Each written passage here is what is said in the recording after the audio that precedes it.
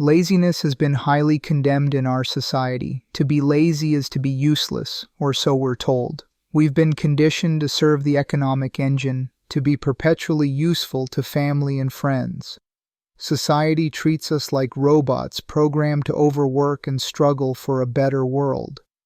But doesn't society get better when individuals become better? Since an individual is a part of society itself, doesn't our collective creativity depend on individual creativity? Our creativity doesn't flourish from struggle or hard work, it springs from ease. A tense, desire-driven mind cannot be truly creative because tension narrows focus and locks us into old patterns and ideas. Also, when hard work and effort are fueled by fear of being seen as lazy, unproductive, or inadequate, it leads to over-control and perfectionism. In contrast, laziness can actually be a state of psychological safety and openness when approached consciously. Rather than rejecting it outright, we should understand that sometimes our laziness is a kind of intelligent refusal, a resistance to mechanical effort, a quiet wish for inner stillness, and we should make time to look into it. Seen in this light, laziness, when approached with awareness, can turn into an opportunity for genuine creativity to emerge.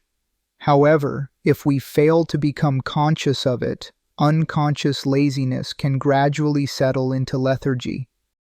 As children, we were naturally creative and full of energy. But as we grew older, the weight of responsibilities led us to unconsciously repress ourselves in order to fit into society and get along with others. That repression comes at a cost. It slowly breeds lethargy. Many expressions that once came naturally to us were suppressed, and over time, this created stagnation in both our bodies and our minds, bringing feelings of dullness, heaviness, and apathy. We also tend to neglect the value of self-awareness. When we repeat routines, habits, jobs, thoughts, and emotions without being actively self-aware, we fall into mental dullness. We over time lose our vitality and the natural sense of wonder we once had. This disconnection from our inner aliveness causes our energies to collapse. Lethargy is born from this very disconnection. It is the result of long-standing neglect of our inner world and self-awareness. Society glorifies constant activity, so when people stop doing, they don't know what to do. They often collapse into passive dullness rather than active stillness. Most people were never taught how to rest consciously. Without meditation or self-awareness, laziness decays into lethargy. When we live without passion or inner connection to our creative force, everything becomes dull. Our work, relationships, and even leisure feel empty. Also, laziness isn't always what it seems. If we pay little attention to ourselves, we find there is often laziness in our activity. And when we're lazy, there's often some mental activity or unconscious thinking going on. We should try to bring full involvement, either in our activity or in our laziness. If we're being lazy, then let's be completely lazy. No thoughts, no worries, no planning, nothing. Just total laziness. There's a kind of silence in this pure laziness that can help us grow in presence and consciousness. Many creative breakthroughs originate from this conscious laziness. A consciously lazy person discovers easier, more efficient, more elegant ways to accomplish goals and challenges. Laziness is a kind of intelligent energy management, a natural way of conserving energy that quiets the intellectual chatter and opens us to deeper creativity. It helps us reach the deeper layers of the mind where true creativity lives. You turn laziness into creativity by becoming aware of it. Don't judge yourself or think, "Why am I like this? I should be doing more." You don't need to measure your worth through the eyes of a world that believes your value comes from constant activity. It doesn't. Your quality of life depends on how conscious and self-aware you are. In fact, Society will evolve beautifully if we all become more self-aware, instead of working compulsively without reflection. Don't take society too seriously when it condemns you for being lazy. Don't fight your laziness, but don't escape into it mindlessly either. Just sit with it, fully, gently, and with awareness. In that space, you reconnect with your inner source. That's where authentic creativity is born. Laziness, when made conscious, becomes passive attention, attention without doing, and that is meditation. A lazy person can become meditative more easily than someone who is always hyperactive and pretending to be productive. Use your laziness as an opportunity to go deeper, to become more meditative and creative. People might see you as lazy on the outside, but inside, you are conscious and attentive. That is what matters. This consciousness is what makes us human. Let's grow through it. In higher consciousness, you start to live in a state of unforced alignment with existence, a peaceful strength that naturally leads to insight and creativity. It is here, in the fertile silence of non-doing, that your clarity and insight begin to grow. You start to see the balance between doing and non-doing. You act not out of habit or pressure, but because something truly needs to be done. Instead of reacting or rushing, you respond with awareness. You no longer waste energy on meaningless motion. Your actions become conscious, deliberate, and impactful. A wise person rests more, not less, because their rest is conscious. And from this conscious stillness, effortless action arises. Action no longer happens just for the sake of doing, and inaction no longer comes from lethargy. You rest because the body needs recovery, and you pause because the mind needs space to tap into deeper creativity and insight.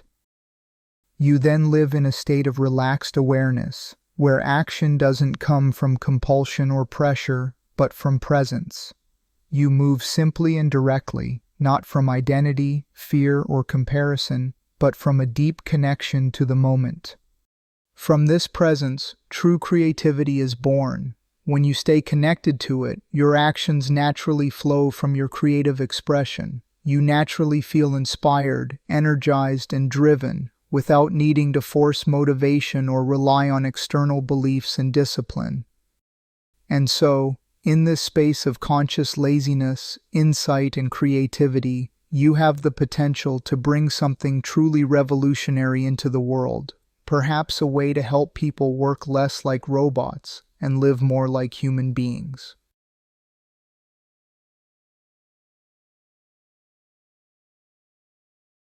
Jake was not the kind of man people called productive. He often joked that even his coffee took longer to wake up than he did.